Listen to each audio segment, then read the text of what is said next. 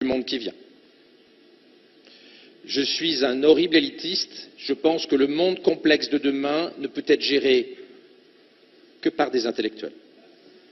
Ça ne veut pas du tout dire que je suis favorable à supprimer le droit de vote et que je suis favorable au retour au suffrage censitaire.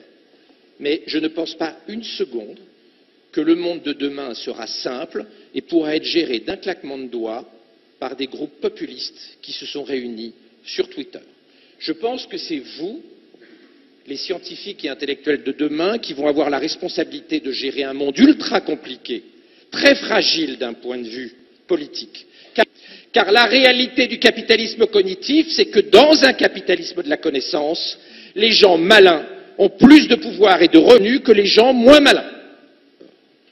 En revanche, vous, dans cette salle, vous allez vivre un âge d'or. Et nous devons créer une société inclusive et trouver le moyen d'éviter qu'il y ait un gigantesque gap.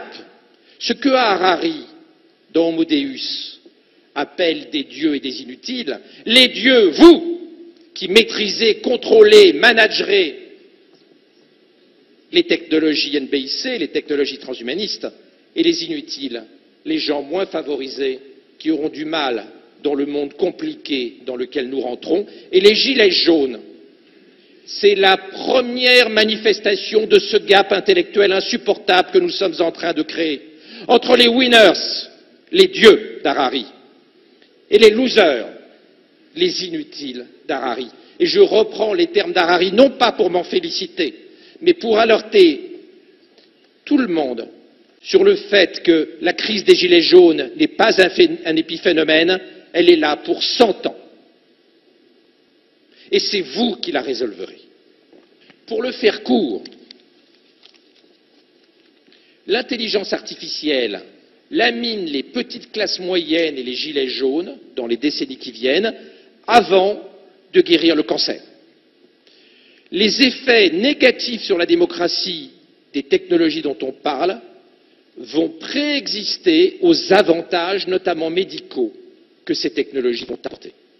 On a la crise des gilets jaunes avant que l'IA ne permette d'accélérer la guérison des cancéreux.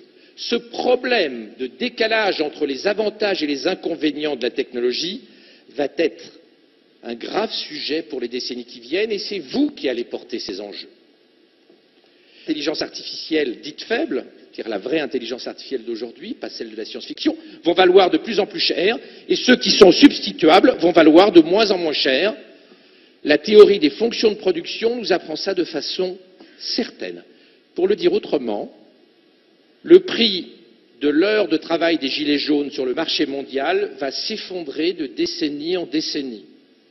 Et le prix horaire des gens dans cette salle va monter de décennie en décennie. Parce que vous êtes les complémentaires de l'intelligence artificielle faible. Et les autres sont substituables. Nous ne sommes en aucune façon capables d'absorber le choc technologique. Vous, dans cette salle, bien évidemment, oui. Et l'ensemble de la population, non. Ces technologies sont en train de créer une vraie différence entre les œufs en or, vous, et les autres. Et je disais tout à l'heure que vous avez une responsabilité historique. Des dieux et des inutiles, la vision politique d'Harari est en réalité un cauchemar politique. Et la crise des gilets jaunes est salutaire, elle nous montre à quelle vitesse nous sommes en train de rentrer dans le cauchemar d'Harari. Et à quelle vitesse il va falloir agir pour casser ce déterminisme technologique. L'intelligence artificielle et ces technologies-là vont aussi avoir une autre conséquence. C'est que pour éviter d'avoir une crise des gilets jaunes pendant 100 ans, certains proposent qu'on utilise les technologies transhumanistes pour faire du neuro-enhancement, pour augmenter le cerveau des gens moins favorisés. Elon Musk, qui craint surtout les IA fortes, ce qui n'est pas mon cas, je ne pense pas une seconde que le deep learning puisse conduire à des intelligences artificielles fortes hostiles dans les 50 prochaines années, mais c'est le fantasme d'Elon Musk. Elon Musk a donc créé Neuralink, dont je vous parlais tout à l'heure, et qui est destiné à faire de l'augmentation cérébrale et donc à transformer les gilets jaunes en normaliens. Cette vision de la Silicon Valley, de la Chine, de fusionner l'éducation, la santé, l'IT, les neurosciences, pour régler la crise chez nous des gilets jaunes et les crises populistes ailleurs, est une tentation qui va être de plus en plus forte dans les décennies qui viennent. Et je partage là-dessus l'opinion d'Harari. Il va être très compliqué d'empêcher les politiques de faire de l'eugénisme positif quand la technologie le permettra. Dieu et les inutiles. Récemment, le patron de Google, Sundar Pichai, a fait une confession dans The Guardian, et il a dit « Je ne suis pas du tout sûr que la société, que les hommes sont que ça aille aussi vite ». Et c'est une vraie question. Est-ce que nous n'avons pas dépassé la capacité d'absorption économique, psychologique, éthique de la société?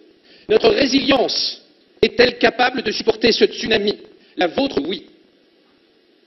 Mais la France des Gilets jaunes, je n'en suis pas du tout clair. Les élites se moquent beaucoup des Gilets jaunes, ce que je trouve personnellement inacceptable, notamment ce dessin très drôle, mais me semble particulièrement dégueulasse. Je ne pense pas qu'il faille se moquer des gens moins doués que vous. Je pense qu'il faut les aider. Nous devons créer une société de solidarité intellectuelle. C'est la première urgence. L'urgence n'est pas de devenir immortel, c'est d'éviter de multiplier les Gilets jaunes.